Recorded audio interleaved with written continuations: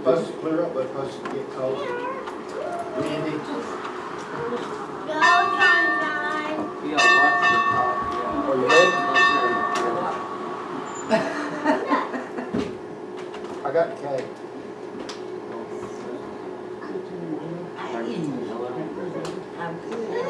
I took it out of the box and put it in. Alright, good morning, y'all. How y'all doing?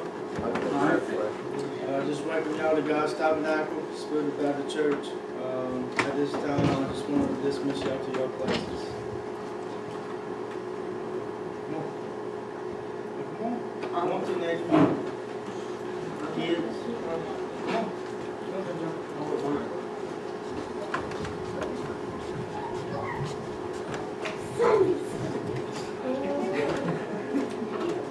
I didn't know y'all was Go back to Sunday school. Straight back. Yeah, big glass. Daddy, come on. Come on, Straight Daddy. back, straight back, straight Come on, back. this way, bro. You want some? See ya.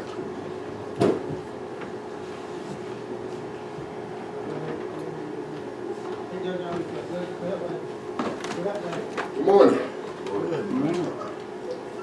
How's everybody doing this nice, beautiful Sunday morning? Ready to go? If you hear anybody complain, I don't want to hear it. I don't want to hear it. So song me and Rick always sing, it's gonna rain. We ain't singing that one today. Not today. Rain's gone, bro. Yeah. He's singing every day. No, we're not singing that day. It's going. We're gonna say, "Pass me by." Yeah, pass me by. We don't want to see that day. As you know, today is Pastor Appreciation Day. We got after service, we're going to Baker Street Park. That's why we don't want to say it's going to rain. So, Rick, find another one for this morning. That ain't it. I'm fresh out, bro. Oh, I'm sorry, bro. Anyway, we're going to open up in a word of prayer this morning. My brother Rick to open us up in prayer this morning, please, if you don't mind. Dear Heavenly Father, we just want to come to you this morning to thank you, Lord, for such a beautiful day that you've given us, Father. We know that it's raining and cloudy outside, but Lord, it's a beautiful day because it's what you gave us, Lord. And Lord, we just thank you for it. We just ask, Father, that your will be done here today. Lord, we just ask, God, if anyone comes in those doors that needs to draw closer to you, this will be the day they do so. Lord, bless the service, bless the singing, bless the Sunday school this morning, Father. For this in your most holy and precious name we ask and believe. Amen. Amen. Amen. Brother Avery, you come and do your duty this morning, sir. Our Sunday school lesson this morning, it's going to come, I know it sounds familiar, but we're going to do it anyway. Out of Exodus, the 20th chapter. And we're going to do, it's going to be 2 Sundays we're going to stay in Exodus. In fact, we may stay in this for the whole month, because I like this book. Maybe in this I get ready to have my surgery. Exodus, 20th chapter.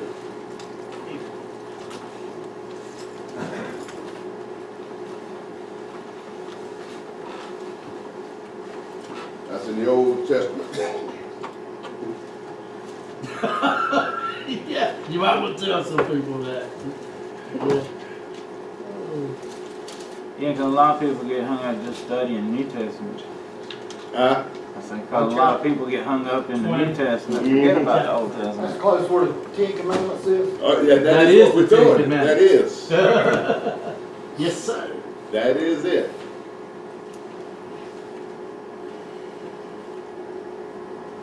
That is it. Exodus, 20th chapter. We're going to do that whole chapter. We're going to do the whole chapter this Sunday and next Sunday, Lord willing. Lord willing. I never said what we're going to do. I said, Lord willing. But we don't never know what tomorrow holds. Amen.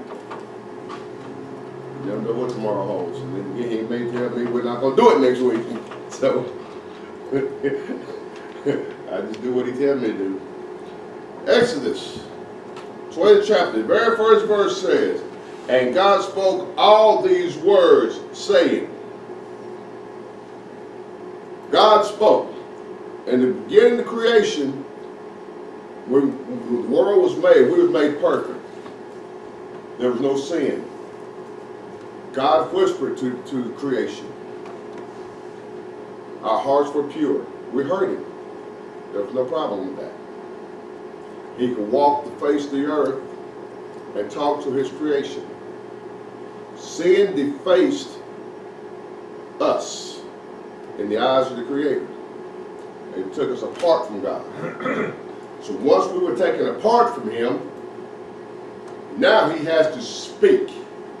Parents, you understand what I'm saying. Sometimes you can speak to your child. Don't do this. And then sometimes you have to speak to your child. Didn't I say? So God spoke all these words. He now has to speak because our heart has been defiled. He spoke, saying, I am the Lord thy God, which have brought thee out of the land of Egypt and out of the house of bondage. Amen. He exerted his authority. He told you who I am. There should be no question in the world. There's no doubt. He told you right there who it is. I am the Lord thy God. And he told you what he did. Who brought you out of the house of Egypt and out of bondage. I not only brought you out of the house. I didn't just walk you out of there and left you alone. I brought you out of bondage. I freed you. I did it. Not Moses. Not Aaron. A lot of people say Moses brought his people. Moses only led by God. Amen. Moses did not do it. God did it. Amen. God led him. Moses did it. Much as us deacons, we do our job here. We are led by the pastor. God told Moses to do it. Moses was led. So he telling the people here, I did it. Don't look at Moses. I did it. I am the Lord thy God, which brought thee out of the land of Egypt and out of the house of bondage. And because I did that, I'm going to give you a set of rules and you will follow them. There will be no exception. None. None. Thou shalt have no other gods before me. None. Not car. Not house. Not preacher. Not friend. Not money. Not children. Not husband. Not wife. Amen. None. That's right. Preach it. None. Thou shalt have no other gods before me. None. Amen. I am the Lord thy God. I am.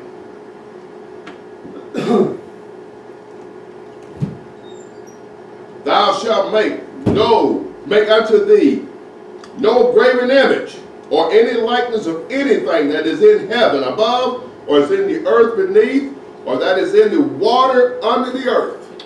Don't you dare take anything,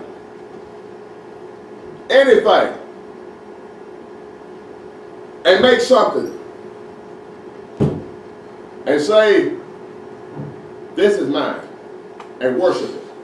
Amen. That don't mean falling down, because you can worship something and not fall to it. We worship our money. People hold on to that money tight. I do. I'm guilty of that. I do. It doesn't mean I bow to it, but I do. I hold on to it tight.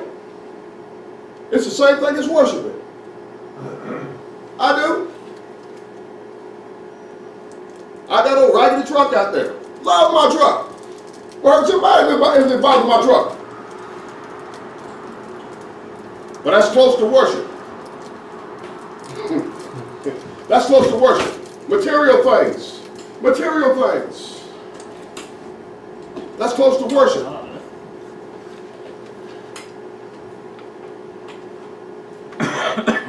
Good morning, sir. Yes, sir. Amen, brother. We're in the old disposition this morning, Exodus. You'll like this.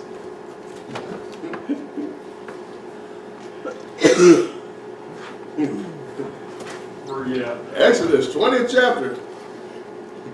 We're doing the 10 Commandments. And we're doing the second one right now. Yep, thou shalt, yeah, verse 4. Exodus 20, verse 4. So, as I was saying, holding on to your stuff and valuing it is worshiping. Like I said about my old truck, I love it. I love it. It gets me around. That's all I got. But that's close to worship. And he tells us, thou shalt not make. And I didn't make it. Detroit made it. But it is made. And that image, it said, it did not specify what the image was. He told you. Any likeness of anything that is in heaven above, or that is in the earth beneath, or that is in the water under the earth. That is in, he created everything. Amen. Everything. The Sphinx, half man, half lion. It's an image. Do not worship images. He told you, I am thy God. There's only one. Amen. Yes, sir. The Mary thing. Yes. Yes. There are a lot of people who worship the Virgin Mary. I don't quite understand that. I haven't looked into that to really speak on that hard, and I'm not going to speak on it. All I can speak is from what I think. I think it's wrong. But that's just me personally, and I'm not going to get into that because I've not looked into it, and I'm not going to speak much on that. I'm just going to go by what this says. This tells me that he says to do that. Mm-hmm. Verse 5 says, thou shalt not bow down thyself to them, nor serve them. And he's going to tell you why. This is very important. For I, the Lord thy God, am a jealous God. We're his. That is correct. We are his. He alone is worthy of every praise. I said every. Amen. I didn't say some. If you're hurting, he deserves that praise. That's right. My mother, my grandfather, my pastor I used to go to church with always told us, you give him thanks for everything. Because no matter what you are going through, he's taking you through it for a reason. For a reason. Sometimes it's to make you stronger. Sometimes to make a better person out of you. Unless you are tested. As my mom always told us, with no test, there's no testimony. Sometimes it's to make you stronger. The only way to make steel, to make iron, to make that sharp sword, is to plunge it in the fire. Mm-hmm. It must go in fire. There's no way about it. It must go in fire. And when it comes out, it must be beat. It must be hammered. And then it's put in cool water. Let it cool down. That hardens it. To be plunged in again. And hammered again. It's a process. For I, the Lord thy God, am a jealous God, visiting the iniquities of the fathers among the children until the third and fourth generation of them that hate me. And you wonder why we're not blessed. Sometimes it's not what we're doing. That's right. Mm-hmm. That's right. I said, sometimes it's not what we're doing. You're right. That's right. Sometimes it's what Daddy done, Uh-huh. what Grandpa done, That's right. what Grandma done. Mhm. He tells you right here, I will visit the iniquities. I'll come back and not get you. I'm getting what hurt you. That's right. What I know will hurt you. Amen. You're right.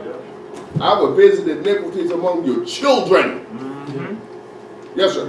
That's why a lot of people misinterpret the verse when God said he's a jealous God. Mm-hmm. They always interpret jealous as being what we know as jealousy, but that's not what God's talking about. He's talking about angry. You know, he says, "For I am an angry God," and he was angry at the sins that we commit, knowing that we should be serving him, just like with the children of Israel when they come out of Egypt. You know, look how many people God got rid of because they were serving idols and refused to acknowledge God as the only one true God. You know, it don't. A lot of times, you know, like what you're saying, it doesn't matter if we're the ones doing it. It's just the fact that we're around something that's not right, and if we're around it and we don't try to stop it, then that's like putting our stamp of approval on it. That's right. That is correct. You must say something. That is correct.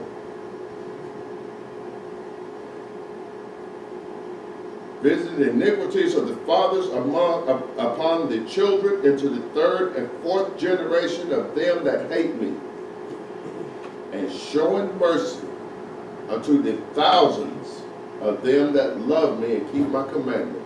Even God knew that was going to be a small number.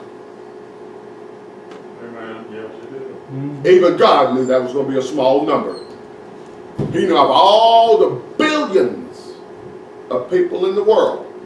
Even he knew that was going to be a small number. He told you right here, even in the old days, he was showing mercy unto the thousands.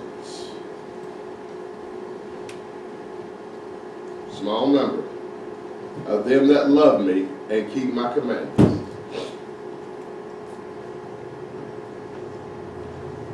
Even he knew that was going to be a small number. The world's not ready. It never really has been, but even today, they're not wanting to. They're finding all kind of reasons not to serve God. The number's going to be small.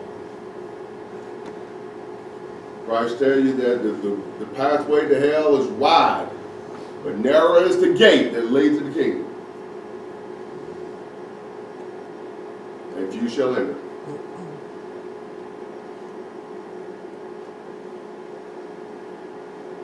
Verse 7.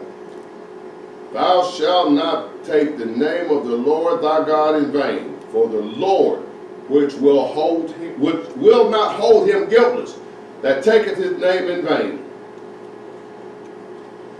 Anything that is not respectful, when you bring his name forth, That's right. is you using it in vain. That's right. And we do it all the time without thinking. Yeah. The first thing we holler is, oh my God. That's right. Yeah. Lord have mercy. Yeah. Lord have mercy. Yeah. And we do it without thinking. Mm-hmm. I do. I can't say we do. I'm talking about me. I'm talking about me. Because I can't speak for nobody else. I'm talking about me. I do it without even thinking about it. Oh my God, what could go wrong now? Jesus, what is this? Mm-hmm. I do it myself. Yeah. Yeah. That's right. Yeah, brother. Yes, sir. Yeah. And see, that's not talking about using it as in that cuss word that you No, use. it's not. That's not what they're talking. That's not what he's talking about here.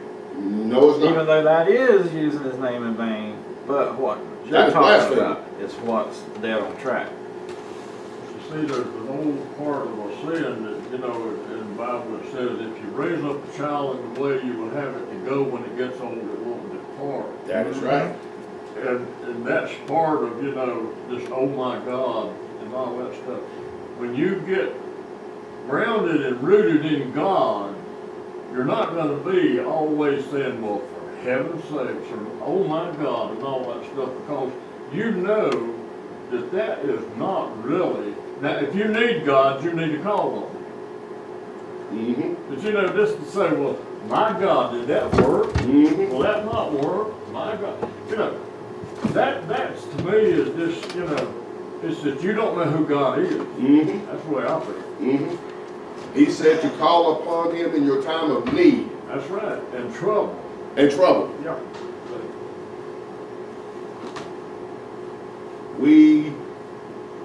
I'm gonna quit saying we, I'm gonna go back to what I was saying. I call Him all the time when I don't really need Him all the time.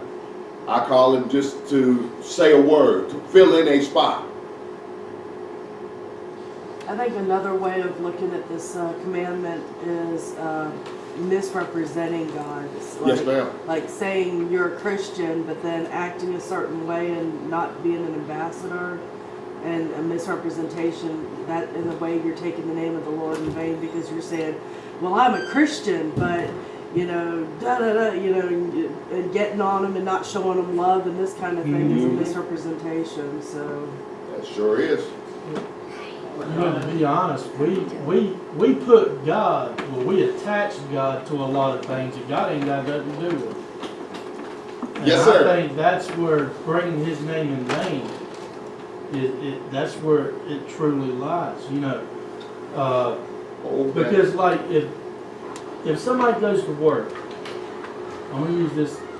Somebody goes to work, they lay out all the time, or they don't work the way they're supposed to. They go into work one day and they get fired, and all of a sudden they're shocked, they're surprised, like, oh my God, why did you let this happen to me, God? Well, God had nothing to do with Not a that. thing. You know, people like to blame stuff like that on God, but it's not God. Mm-mm. God gave us common sense. Yes. He said, a man that don't work, don't eat. That's right. If you go and apply for a job, you're there only for one reason. You're not there to make friends and socialize or make it a country club. You're there to work for money. There to And if you survive don't for your do it, family.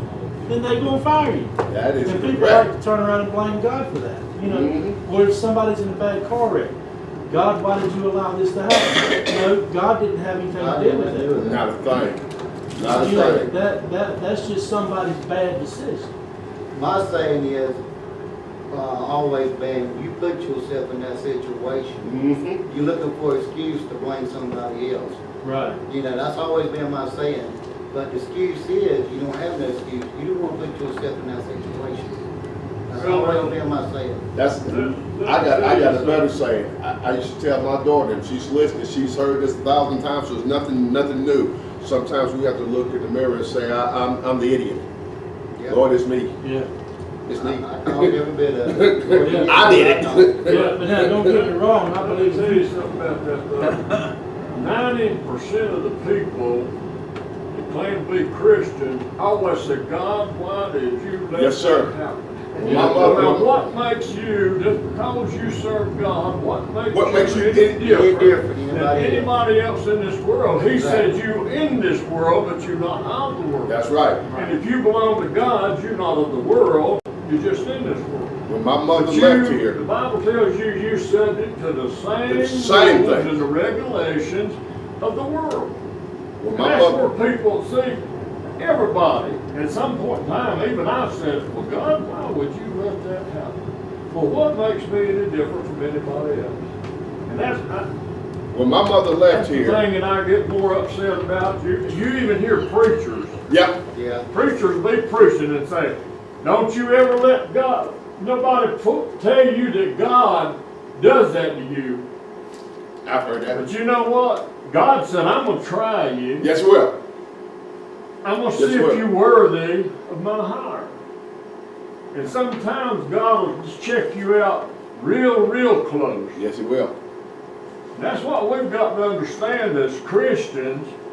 We have to be sure that we're on our best behavior. Amen. Amen. That's Because right. the world's looking at us, hunting the stakes so they can say, That's if it. he's Looking a for it. Christian, the woods is full of them. Mm-hmm. Well, let me tell you something. If you think I'm perfect, you're wrong. You're way wrong. Mm-hmm. I'm a human. And the Bible plainly tells you as long as you're in this human form that you're gonna make mistakes. And that's why come he said, I would that you sin not. But if you sin, you have an advocate with the Father, That's which right. is in heaven, and he's just to forgive you. That is right. Now, if that wasn't in the Bible, I could understand. Mm-hmm. But God had that Bible wrote so that we could live a decent life. Mm-hmm. And we could live for him, but we're humans. And as long as you're in this form of a human, I don't care who you are, I don't care if the best preacher in the world is going to say a bad word once in a while. If he ain't, if he don't say a bad word, there's something wrong with it. That's right. That's all You're I gonna smash that finger every now and The way then. I see it is this. You're out there working on a car and all of a sudden that thing fires up and hits on your hand if you don't say a bad word. I tell you You better be what, prayed up. I just about give you that go rise for it because I'm gonna tell you what.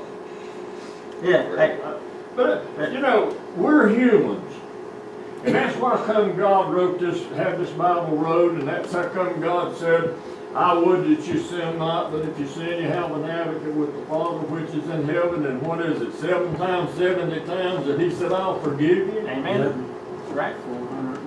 See, all this stuff in the Bible, people only see what they want to see. You're going to read the Bible, start at the front of it and read it. Don't just That's right. pick out chapters here and there. Read the Bible. Yeah, don't cherry pick. Find out what God's got in the Bible for you. That's what's wrong with people today. They just pick out John 3:16. For God so loved the world, That's it. gave his only begotten Son, that whosoever believeth in him shall not perish, but have everlasting life. Well, see, they don't read the rest of it. For God sent not his Son into the world to condemn him, so that we would have life and have it more abundant. They don't never get to that part of it, see. Right. Hey, that news reporter was blaming God the other day. Did y'all hear that on the news? Why would God do this to me? Why wouldn't he? Well, what would Well, he make don't him make any that. different from That's what anybody I'm else? saying. See, that's the thing. You've got to understand something. He made us all, I don't care what color, the color ain't got nothing to do It ain't with got it. nothing to do with It's it. what's inside. That is And right. he made us all, he gave us all a soul, he gave us all the ability to think for ourselves, he gave us all the ability to work and make a living, and he gave us everything we need. And yet we will not give him the praise, honor, and glory for it all. That's right. The first thing something bad happens to you, that you gotta say, God, why would you let that happen to me? I'm doing the best I can to serve you. Well, what makes me any different from anybody else? That's good, brother. It's like in the book of James. Uh-huh. All right. Our tongue's what gets us in trouble. Yes, sir. You know, That tongue is a two-edged sword. and if you don't ever have any problems, why would you have a reason to even give him praise for anything? If you don't have any problems, That's good, as the old man always told me, just live a little while longer. Just live a little while longer. Just Hey, look. if I ain't got no problems and there ain't nothing wrong with me, he gonna bring one of them chariots down here and carry me home. Yes, sir. I ain't gonna get to ride in that chariot, I'm gonna go ahead and tell you that. You know, and in serving God, it's not, you ought to enjoy serving God. Yes. That's right. You go, I tell you where I can take you to a church right now, and you better not say amen. You better not say praise the Lord in there. You better not, when the service starts, you better not say nothing. I can't go to that church. I'm not going to a church like that. But I can take you to a couple right now. But I'm not going to a church. If I want to run up down this alley, if God tells me to get up and stand on my head, and I stand on my head, I don't care what y'all think about That's me. right. That's right. I ain't got nothing to do with nothing.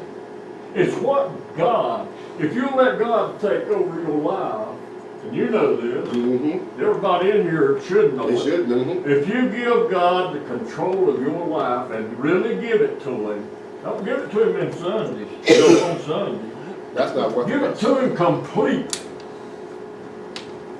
I'll tell you what I'd be willing to do. I ain't got much, but I'd be willing to bet you that everybody sitting in this congregation right now If you would turn all of your cares and everything over to God and let Him take care of you, you would never have another problem in your life. People say, oh, you would have problems. No, you wouldn't. But God's not going to let you turn your life over completely to Him. I'm going to tell you why. If God turns His life over, turned me over to Him, God completely, then I have nothing in this world to worry about anymore. God didn't put it that way. He didn't intend it that way. That's right. See, we have to serve God the way God wants us to, and we have to do it the way He wants it done. And man's name is Bill O'Reilly. That figures. That figures. There's just so many people that think that God is just up there in heaven, and He's waiting on us to ask Him things. God's everywhere. In this church right now. He ain't just up there in heaven, He's everywhere. It's just, those things I really don't understand. Hey, buddy, how you doing? Like I said, this is going to be 2 Sundays. I figured I wouldn't get through all 10 of them today. Now, you know better than that. I did. I knew better. Because I knew the members of this church knew the commandments, and I knew we was going to get it debated. So next Sunday, we'll finish the other 5. We'll do a quick review. I say quick review. And we'll finish it up. We'll turn it over to our Sunday school superintendent now. Sir, you have it.